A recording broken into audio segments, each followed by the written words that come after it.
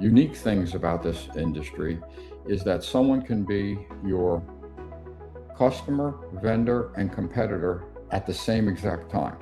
And those relationships, even with your competitors, I can't say there's any kind of big precious metal company that something hasn't gone wrong in your operation at some point in time. I've personally been involved in situations where you could pick up the phone and call your competitor and say, listen, I need help for about a week, and they will handle some of your materials and not steal your customer because they know one day they may pick up the phone and call you. Good morning, Larry. How are you this morning? Very good, David. Good morning. How are you? I am great, thank you. So you are, I believe, the executive director of the International Precious Metals Institute. Is that correct? That's correct. So, and I guess the organization goes by the initials, right? IPMI. Yes, everyone refers to it as IPMI. When we do legal documents, we use the full name, but for the most part, we just use IPMI. Okay. So can you just tell me a bit of the history of IPMI? Like, has it been around very long? Yeah, well, we've been around very long, and it's very appropriate we're doing this podcast today because we're celebrating our Jubilee year this year. So we were formed in July of 1976. And the history is that a group of scientists in the greater New York area, where there was many major precious metal companies had formed, um, got together because they saw the need to share scientific data. And Okay. what's important about this is the the pathway that they set still lives on today, where people, member companies, openly share a lot of information. Now, again, they don't share their total trade secrets, but they share Hmm. information where collectively the industry gets to benefit from that. Okay. So it was started by a group of scientists, and we've grown from there, and we'll talk more about that during the course of the podcast here. Okay. Well, that is great. And so when did you join the organization? So I joined in the late '90s, around 1997. I think was my first IPMI, and the IPMI is really founded on volunteerism. There's actually only Okay. there's actually only two of us that are employees, and the rest are volunteers. So I was one of those volunteers, and very early on got involved with the board of directors. I worked for Engelhard Corporation for over 25 years, and Okay. Engelhard was one of the cornerstone founding members. Now it's owned by BASF. So in 2002, I joined the board and the executive committee, and before we had term limits, I served on that for over 13 years as a Oh, volunteer, wow. and including all the officer roles, and I'm also a past president of IPMI, which is a volunteer role. Okay. And then at some point you shifted from being a member to being the executive director. Is that correct? Yeah, I'm the a past president of for the Americas for Metalor Corporation, which is now part of Tanaka. And I retired in 2015 for a brief while, and in 2018, I went back to work for the IPMI as the executive director. I bet that must be great to kind of be able to reconnect with all your longtime contacts in the industry. It's true, and it's really one of the key attributes of IPMI is really building relationships. If I could, if you look at our tagline, it's connecting you to the world of precious metals. And when I talk to people, especially people getting involved for the first time, I said, well, what does that mean? I said, you can boil IPMI down to really a few words and what they mean. It's connect, learn, and build relationships. Okay. I was fortunate that I've spent essentially my entire career in precious metals. Again, joining Engelhard in 1979, and some of those relationships that I've built over the years, still exist today. So it's really one of the key things that we try and stress to people is to really build relationships. Then the important part about that is that, our industry, the transactions are very high value in terms of the precious Hmm. metal that's getting transacted. And and in many cases, it's you as a vendor are sending a what you think to be a known amount of precious metals contained in some form that a refiner has to refine and produce fine metal out of. So there's a lot of trust involved. So building those relationships, I mean, it's trust, but verified trust. Building those relationships is key, and it's something that our members are very good at, and personally that I've benefited from over the years in my career, and to this day, like you mentioned a few minutes ago, there's still many colleagues that I have that I've had relationships for over 30 years. You know what I mean? So Wow. Yeah, it's so interesting because on the surface, right, it's a commodity, right? And so you would think that relationship wouldn't matter. You would think that just, hey, I'm buying 2 ounces of gold or a pound of gold, and here's the price, and we agreed on the price, and so what's the need for the relationship? But I think you bring up a good point. It's because the seller may not know completely, like to the gram, maybe how much material they have or the grade of the material. Is that kind of where that trust comes in? Because they think they're selling one thing, the refinery gets something and their team says it's slightly different. Is that what happens? well, again, there's the trust comes in because many, I would say most of our member companies really have state of the art laboratories, especially Okay. the big refiners, and those are accredited laboratories, and so Oh, there, I see. there so there's techniques in terms of sampling and analytical procedures that really define how much metal is in a particular lot. Okay. Okay. So, and it's not a perfect science, but it's a science that's been developed over the years, and and so there's that trust, but it's verifiable trust. Understood. Okay. So I imagine now when you came into the industry, was it did the people selling the material to the refiners, did they have that same type of equipment to know with that same precision? Or is that something that's just evolved as equipment has gotten more precise? Well, it's evolved over the years, particularly with the advances in the portable X-ray guns that now almost anyone can buy. You know what I mean, and afford. So if you're a very small company sending stuff up through the sort of food chain, if you will, of transactions, you can have a fairly good idea of what you have. Okay. Okay. Um, so what do you enjoy the most about this executive director role?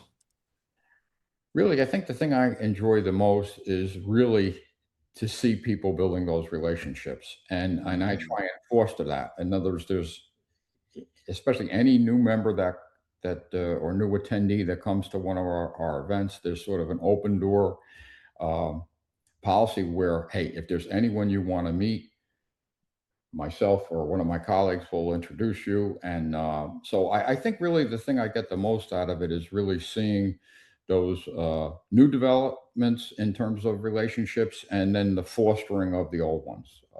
Yeah. That's really what I get out the most. And one thing I want to highlight as we're going to be coming up to our annual conference, um, for any first time attendees at our annual conference, there is a sort of a kickoff social event on Saturday afternoon, and it's by invitation for all first time attendees. And myself, some of the officers, some key members, some past presidents are present at this social function. And at this social function, we just sort of give some words of wisdom, if you will, on how to best navigate your first IPMI conference. And again, we'll stress this building of relationships, and we'll also, again, stress this open door policy. If there's any particular person you want to meet, just let us know, and one of us will make sure you get introduced. I So that, really appreciate that because I think you may recall that this will be my first conference. exactly. And I So saw that first timer event. Yeah, and it's interesting because I've been a member of REMA, the Recycled Materials right, Association, also known as ISRI, right, for 20 years or so. And I really just kind of stumbled across one of your members, is one of my team members who's doing some research trying to find more scrap metal people. And they kind of stumbled on this person and they ended up becoming a client. And they said to me, "Oh, you've got to be at the annual conference. We're happy to make some introductions." And yeah, it seems like there's a lot of similarities between that and the industry I know a little better, the recycling, scrap metal industry in terms of relationship, duration of relationships, networking. So yeah, I'm just so excited to attend, and I'm doing the whole thing. I'm coming in the day before on Friday so I can play in the golf tournament and go to that new timers, first timers event. I'm really looking forward to it. yeah.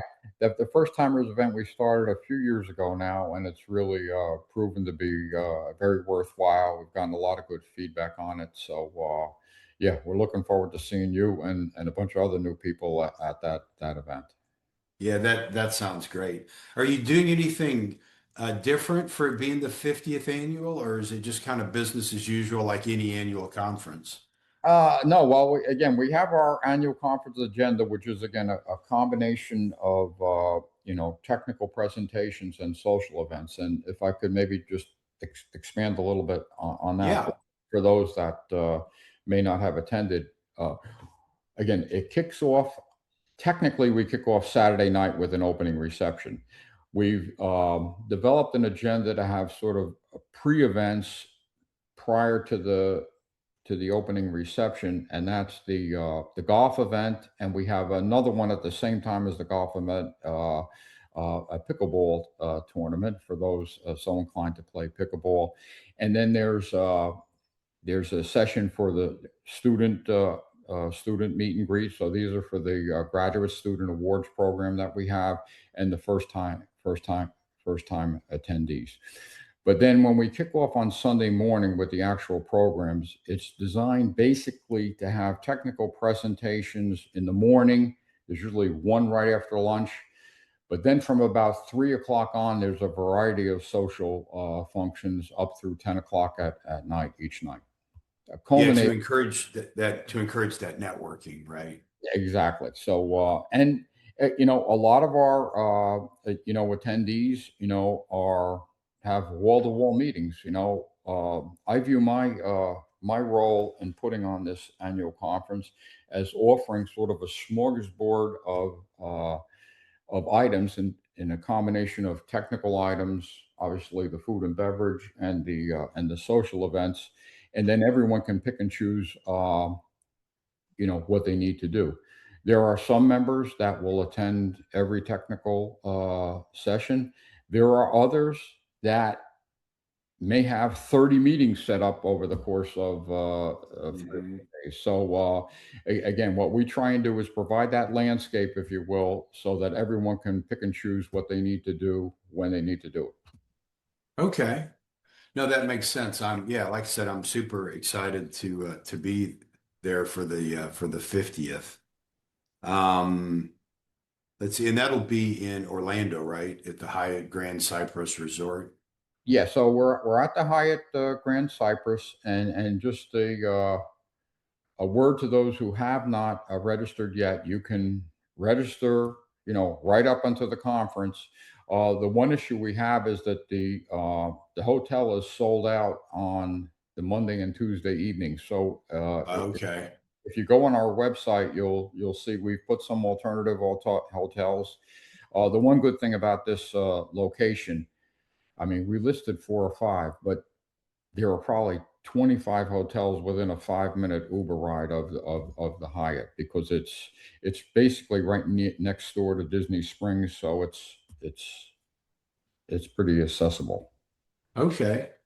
Well, that sounds great. Yeah, one of the questions I had was whether it was too late Now, to register. and David, Um, if I could, I don't think I fully answered so for the 50th. So we have the presentations and the social events, but we're also working in throughout the days and evenings, sort of celebratory items of the 50th. So there'll be some videos playing. There's a lot of different graphics. So we're working a bunch of things in with the branding of the 50th, if you will. okay. Yeah, no, it's pretty exciting. In fact, I'm on the website. They have the countdown clock. Yeah, 22 days, 23 hours, 42 minutes, and 2 seconds. there you go. Um, so to attend, did the attendees have to be a member of IPMI, or is there a guest option? No, no, there's you do not have to be a member. You'll see if when you go to register, there's if you are a member, then you get the member price. So there's basically at all our events, the members get a discounted price, which is one of the benefits of membership. So there's a price delta, if you will, for non-members. And what we've done, you can see it's not much, but we've made it a little bit of a incentive, if you will, to take a couple of minutes out and join as a member, because you can actually save more than what the individual membership costs. Corporate memberships obviously are a little bit more expensive, but for an individual membership, the price you pay for the membership is actually a savings compared to the price difference you'll pay for an event, for one event. Yeah, yeah, I And noticed that. I joined, I think, about a year ago, 9 months ago, and this will be my first actual event. And I noticed that. I noticed the price delta, and I registered early. I have my hotel room, and I noticed that. I'm like, wow, that membership's a no-brainer. Like it pays for itself if you just go to one event. exactly. And we try to encourage that because again, some people, maybe they just don't want to be bothered or have the time to take out.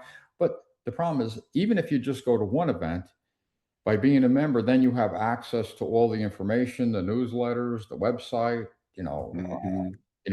when we do have an event, then there's an app for the event, so you get all these other benefits as well. Okay. And where is IPMI uh, located physically? Is it in Orlando?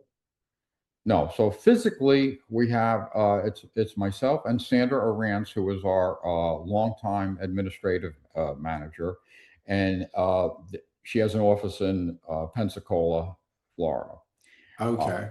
I'm working out of my home here in New Jersey, but physically we have an office in Pensacola. Yeah, and I must say, Sandra has been wonderful to work with. I can't believe how she makes me feel like I'm the only member that she has to help. And I know I certainly am not. So yeah, she is so impressive. Well, that explains it that she's been doing this for a little while. Yeah, it's it's a funny story. One of my predecessors, and it's the reason we're in Pensacola, by the way. Um, he was an executive that retired from Roman Haas in Philadelphia, and he retired to Pensacola. And he was, the one that they hired to be executive director at the time. This is over 25 years ago, and so he was looking for office space in Pensacola, and he happened to go into this office where Sandra was working, which that particular business was going out of business. Oh, really? So the office space became available, and they hit it off, had a great conversation. As you could see, she's very easy to talk to.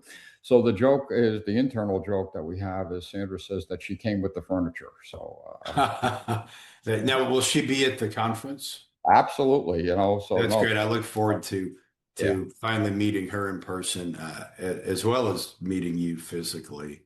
So, Uh, she'll be there, manning the registration room, which is front and center. You'll see once you arrive at the hotel, and we'll be there in force. Now, do you have the latest registrant head count? Is it in the Yeah, several hundreds? we just crested over 500 the other day. So, we generally are in that 500 to 525 range. So, it, you know, we will probably exceed that this year. Uh, Okay. Despite the discounts that we offer, you'd be surprised at how many people still register rather late. Yeah, I guess some people, their schedule is just harder to commit to, Exactly. that far out. Now, you said you're in New Jersey. Are you from New Jersey originally? Yeah, I've born and raised in New Jersey, and again, starting back with Engelhard, back in the late '70s, which was New Jersey-based, headquartered New Jersey, and that, like I say, now BASF. So, no, I've been in New Jersey in my entire life. Okay.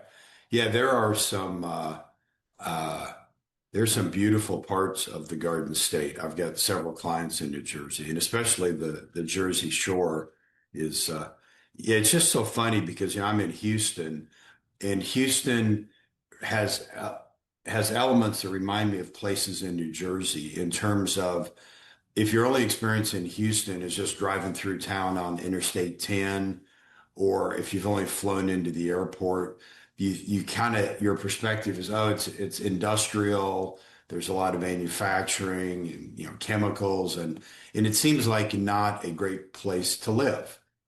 But when you get off the beaten path and you get into the real neighborhoods and the rural areas, you realize just how beautiful much of the state is.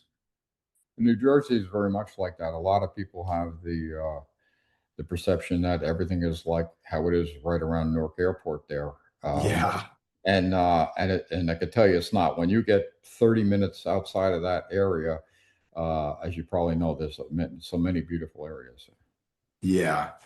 Um, so what about the future of the organization? What are you and the board kind of excited about over the next 5 to 10 years Uh, what in we the what, industry? what we're excited about and what we've been working on is really to try and expand a bit to what I call sort of underserved segments and not optimally served geographical areas. So yes, we are the International Precious Metal Institute with heavy membership from North America and Europe, but we also Okay, have a lot of member companies from Asia.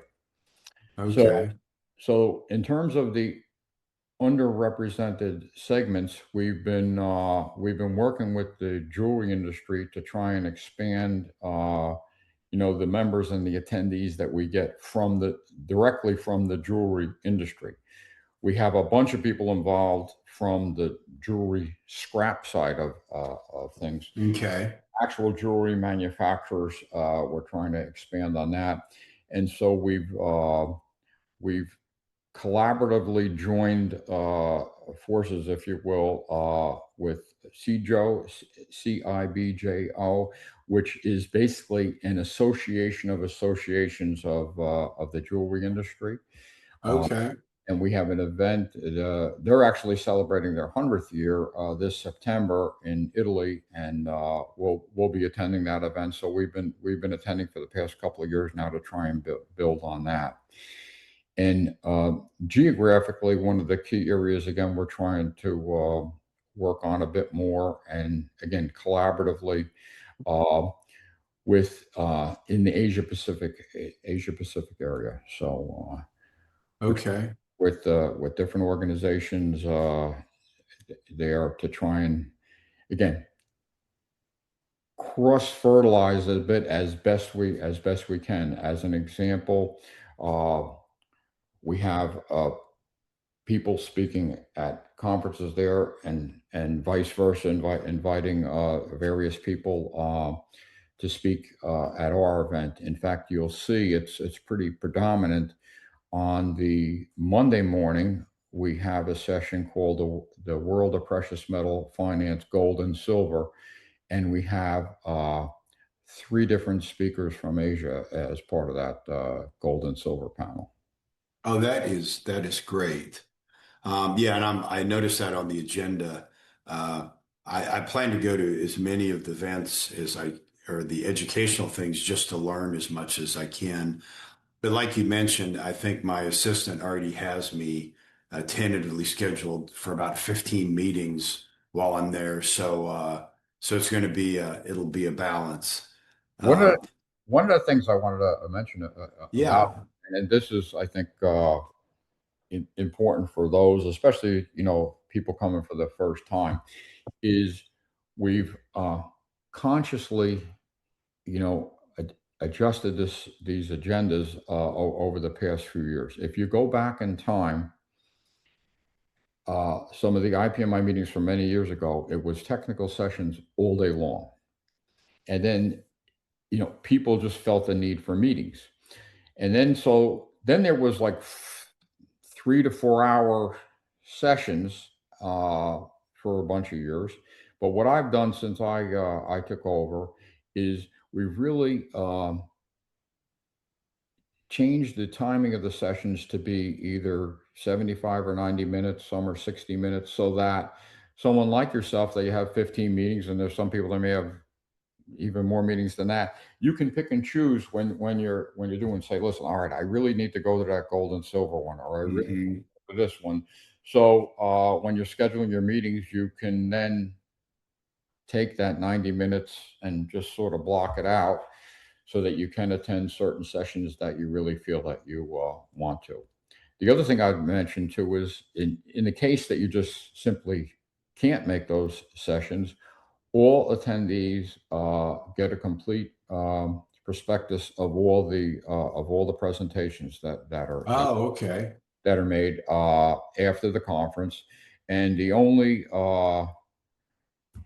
sort of asterisk I'd put on that is that we have to get authors' permission to release their presentation to everyone.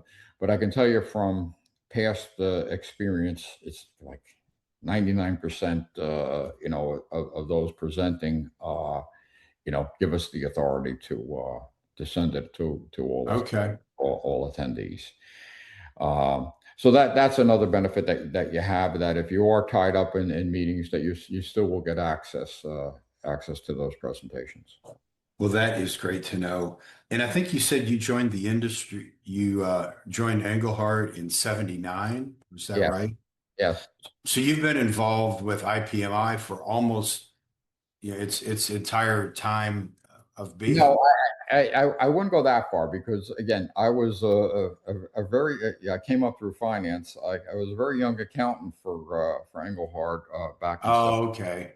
So, but as I grew into sort of mid management, if you will, by the mid '90s, that's when I started to get more involved with things like the IPMI. I So see. Okay. So you've only been involved about half the time that uh, it's been. yeah, so just well, slightly more than half. Yeah. Okay. And I'm just curious, since you've been involved in the industry, what comes to mind as one or two biggest changes in the industry since you've been involved? Uh, I think really what's developed over time is this. I mean, I saw it when I first got involved, but it's much more so today. Is the openness and transparency. So Okay. um, again, going back to what I said, in the earlier part of this podcast, about these building relationships. It's a two-way street, obviously, for everyone. But one of the unique things about this industry is that someone can be your customer, vendor, and competitor at the same exact time. Isn't that interesting? And and so I think that's what I've seen develop more and more as time goes on, is this real sort of congruence of those kind of relationships. And it's and as you'll see when you attend the events, there's a lot of critical and detailed information exchanged, and obviously in private meetings there's even more so. Sure.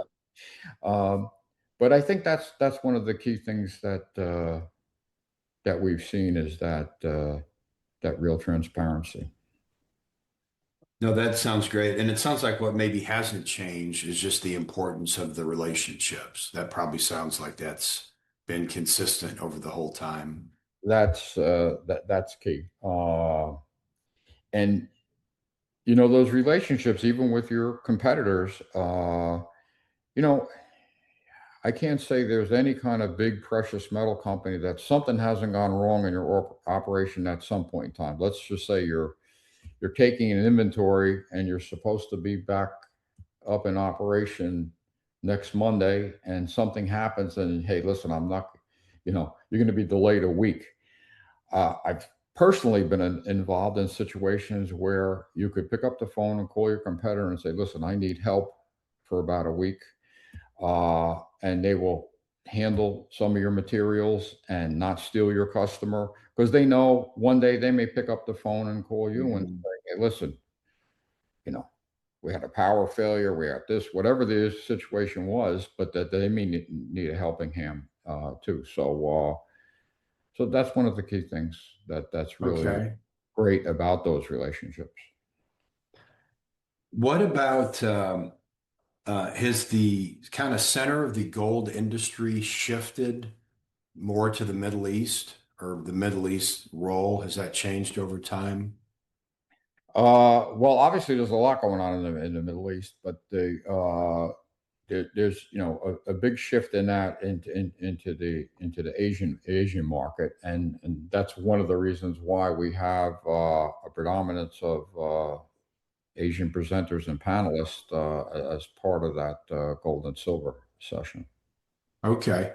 These record high prices, um, what's the impact of that on the industry other than, I mean, I would assume, well, why don't I just ask you what's been the impact of that? Has it been a good thing, a bad thing? Is it neutral for the industry? Well, I'd say overall for a lot of our members, it's a good thing, but it's a good thing that didn't also come with a lot of pain, if you will, along the way. So yes, so generally speaking, the higher prices are better, but there was also a tremendous increase in the financing costs.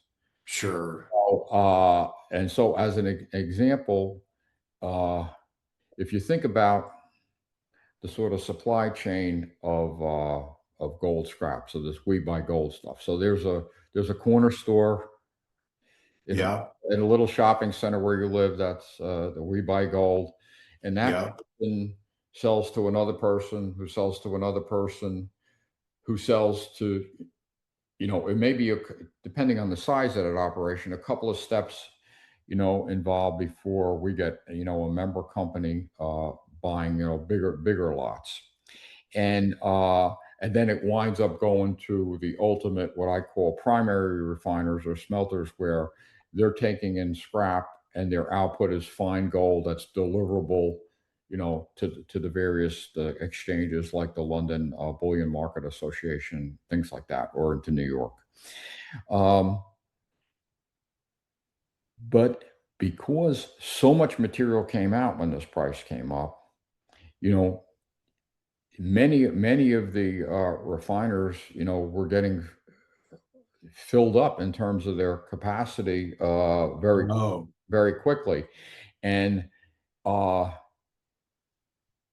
in this sort of refining gold business, it's sort of a beat the clock kind of situation where you're settling with your customer, hmm. and then you're transforming that metal into fine metal in your operation. and Yeah. then selling it to the marketplace.